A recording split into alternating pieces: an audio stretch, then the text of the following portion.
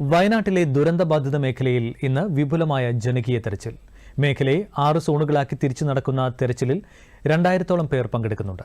രാവിലെ 8 മണിയോടെ ആരംഭിച്ച തെരച്ചിലിൽ ക്യാമ്പിലുള്ളവരും പങ്കാളികളാണ്. പ്രാദേശിക ജനപ്രതിനിധികൾ, സന്നദ്ധ പ്രവർത്തകർ, യുവജന സംഘടനകൾ തുടങ്ങിയവരും തെരച്ചിലിൽ പങ്കെടുക്കുന്നു. രജിസ്റ്റർ ചെയ്തവർക്ക് മാത്രമേ തിരച്ചിൽ മേഖലയിൽ പ്രവേശനമുള്ളൂ. 14 ക്യാമ്പുകളിലായി 1184 പേരാണ് കഴിയുന്നത്. 126 പേരെയാണ് ഇനിയും കണ്ടെത്താനുള്ളത്.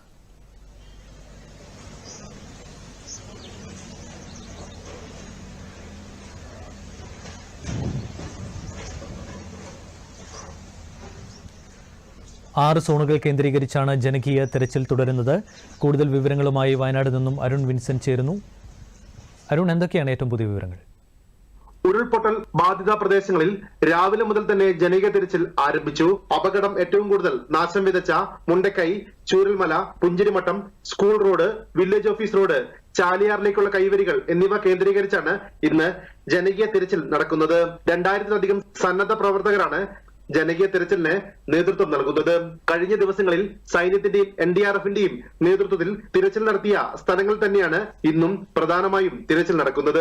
പാറക്കെട്ടിനുള്ളിലോ മരത്തടികൾക്കിടയിലോ ശരീരഭാഗങ്ങളോ മറ്റോ ഉണ്ടോ എന്നാണ് പ്രധാനമായും പരിശോധിക്കുന്നത്. തിരച്ചിലിനായി പോകുന്നവർക്ക് പ്രത്യേക പാസ് ഉൾപ്പെടെ നൽകിയാണ് അകത്തേക്ക് കടത്തിവിടുന്നത്. ക്യാമ്പിലുള്ളവരും തിരച്ചിലിനായി പങ്കെടുക്കുന്നുണ്ട്. കഴിഞ്ഞ വെള്ളിയാഴ്ചയും ജനകീയ തിരച്ചിൽ നടത്തിയിരുന്നു.